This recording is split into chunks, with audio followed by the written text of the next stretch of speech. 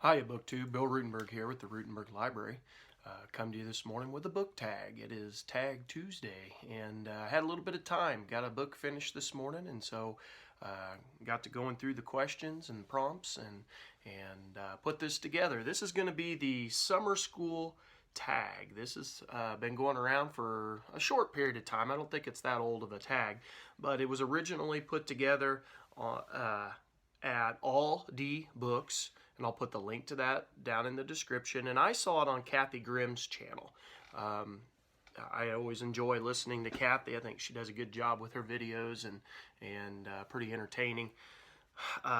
Anyway, like I said, got a little bit of time this morning. It's just after 8 o'clock and the girls are upstairs still asleep. My 6-year-old has made a habit of waking up at 6 o'clock in the morning anymore, so I am going to take advantage of this.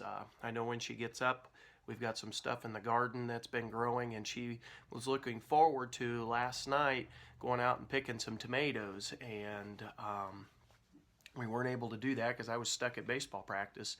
And so she, when I got home, it was after dark and a little bit late, but she was still awake in bed, and she wanted to go out and pick tomatoes in the pitch black night.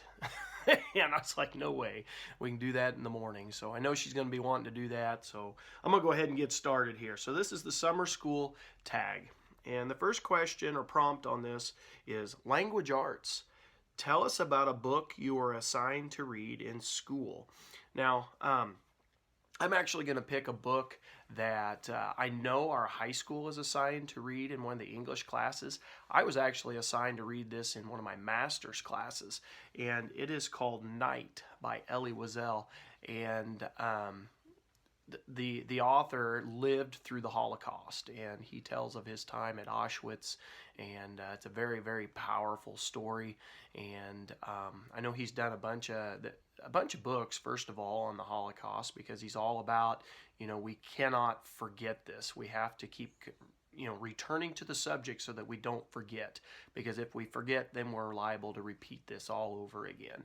And so he does an excellent job of telling about his time at Auschwitz. It's extremely sad. It's a real small book. I was going to get a copy, but like I said, the girls are asleep upstairs, and I didn't want to wake them while I was digging through my books. But it's all about remembering these people who suffered through the Holocaust so that we don't repeat these actions. And if you've never read Elie Wiesel, you need to go out and find him. It's very worth your time. So number 2, math. When will I ever use this again? Constant comment that math teachers hear. Share a book in which the characters need math skills. I went back through my list for the last 3 to 4 years of books that I've read, and there was a couple I could use for this, but I kind of had to get a little creative for it. And the book I chose was a book that I have my 7th graders read. It's a memoir by Joseph Lucaton, and he's from Kenya. And it was called Facing the Lion, Growing Up Maasai on the African Savannah. And this is an excellent book. It talks all about, growing up in the Maasai tribe, and how the cultures are different from, even within the country of Kenya, how being in the Maasai tribe is different than being in, we'll call it mainstream, and how being a tribesman versus somebody living in current society, how those are different and how they work together. And just talks about his times as a kid, and it was pretty entertaining. He talks about how in their tribe, what it's like to be poor, to rely on your cows because that's their form of currency. And anyway, getting back to the subject here, the mainstream society was doing a census. They were doing a census count, and in the Maasai tribe, they don't count people. It's I don't know if it's taboo. I don't want to say that. But they don't like put a number assessment. And so it was funny when I was thinking of using your math skills. Joseph Lucaton's mom, when the census takers came, the mom and dad, they said, well, we're not going to give you a number. We've got, and they just started naming the different names of the people in the family, and Joseph Lucaton makes the comment, yeah, we made them count. And I found that funny. I thought it was a good time. But anyway, if you've never read that book, go out and find it. I think National Geographic put the book out, but it's not a difficult read by any stretch of the imagination, and it is very good. So anyway, number 3, science. What was the last science-related book you read?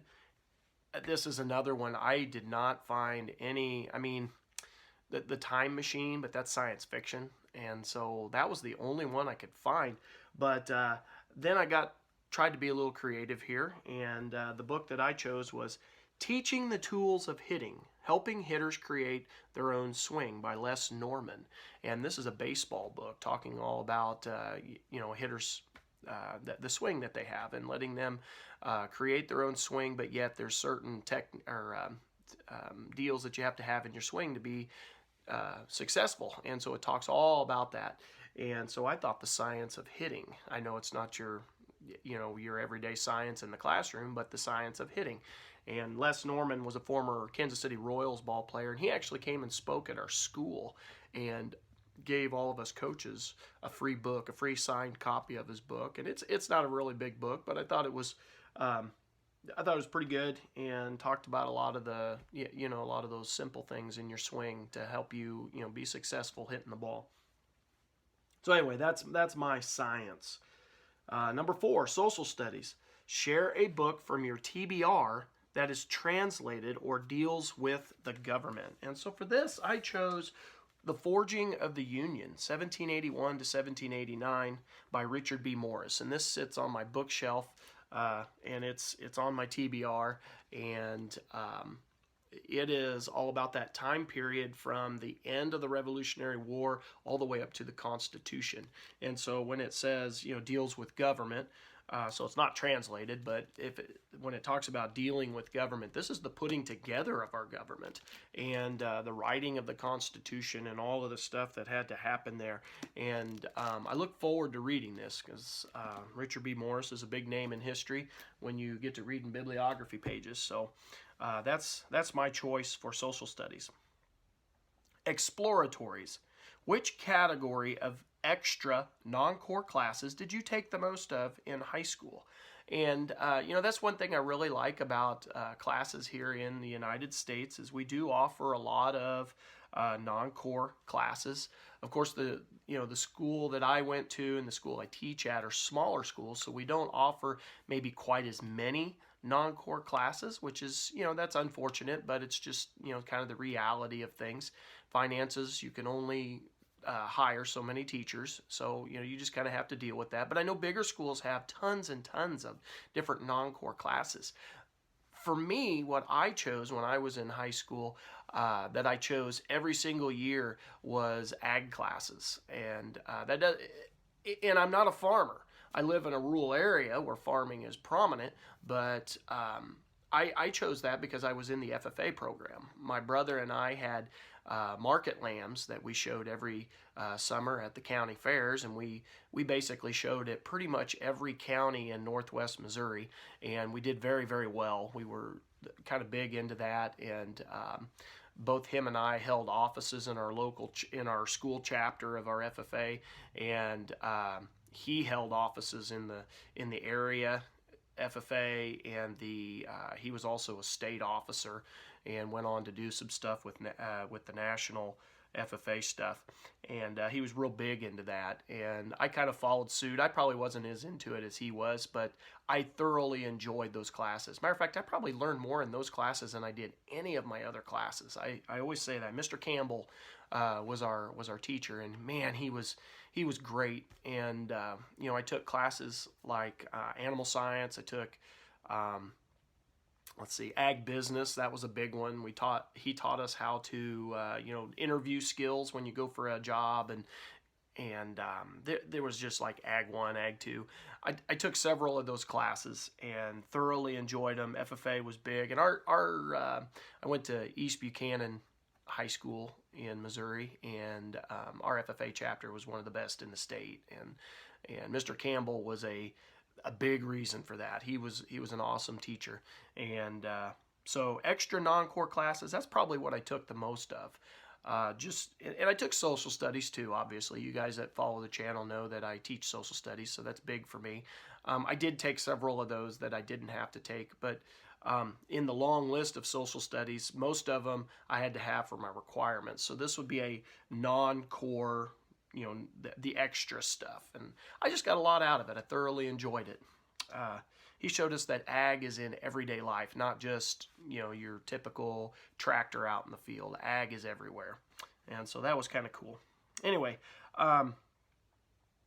Common Core. Share a good pairing of a fiction with a nonfiction book. Okay, so I chose for the fiction book Uncle Tom's Cabin by Harriet Beecher Stowe.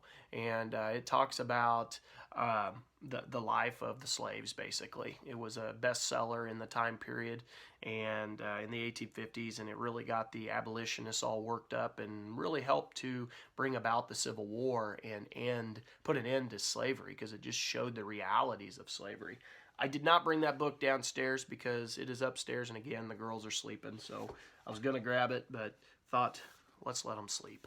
But the nonfiction book that I got to go with it is Mightier Than the Sword, Uncle Tom's Cabin in the Battle for America. And so, and that's by David Reynolds. And so I chose that because, that's kind of an obvious pairing. I thought that'd be a real good one to put together. And I teach about Uncle Tom's Cabin. I need to get the novel read. That is one that is on my TBR that I really need to get read. And then I want to follow it up with this. So I thought that was a good pairing. Number 7, research. What was the last topic that inspired you to seek out books so you could read up on it? And for me, this spring, when I was doing the Civil War unit with my kids during the epidemic, when we were at home, I read The Impending Crisis, 1848 to 1861 by David Potter. And that's a book all about the antebellum period in that build up to Civil War. And it was excellent. It was one of the best books I've ever read about the antebellum period, and I've read several. So that was one that I seeked out. I bought it several years ago with the intent of reading, because I just love that time period, reading about that. I think it's very, very interesting. And so I finally got that done as a check mark off the old TBR list for this year. And then the other one, I'm teaching a world history class at school, and world history is probably not my strong suit. I'm more American history, so I've been kind of learning as I go, as I'm teaching this class. And I wanted to learn more about the kings and queens in Europe, and so I read the book Crown of Blood, The Deadly Inheritance of Lady Jane Grey by Nicola Tallis, and that was an excellent book. I read that early in the year, and I'd recommend either one of those books to anybody wanting to read up on either the antebellum period for the impending crisis or the monarchies of Europe with Crown of Blood. Very good books. Number 8, what subject area would you teach if you were a teacher? Well, I am a teacher, and I teach social studies, and I'm teaching what I want to teach, and so I don't really know how to answer this. So I was thinking, okay, so if I got to pick exactly which social studies class that if I could only pick one, it would be American history. I absolutely love American history, and if I could focus on that, that would be just absolutely wonderful.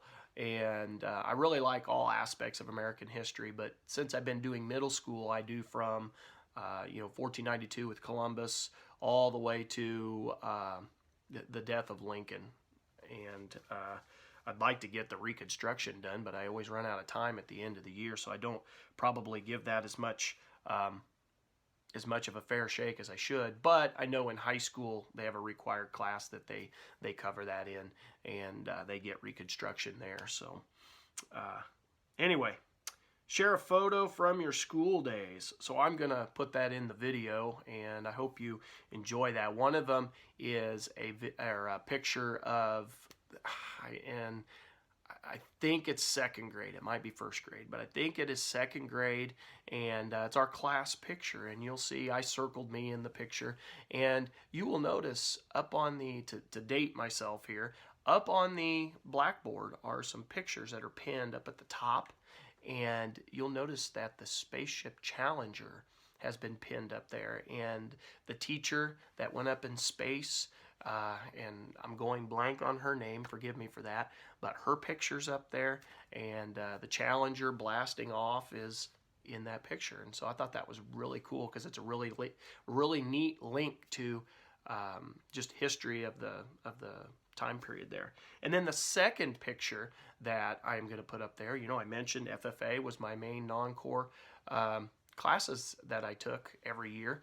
And so in the FFA program, I went on to earn my American degree, which is the highest award or highest ranking that you can get in FFA. And I did that right after my senior year. I went the next year with the kids, me and some friends, and so you'll notice I have an arrow pointing at me in the picture, but me and 3 others from our chapter earned our American degrees, and most kids don't earn their American degrees, so it was a pretty big deal for me. I was pretty proud of that, and so those are a couple pictures from my school days.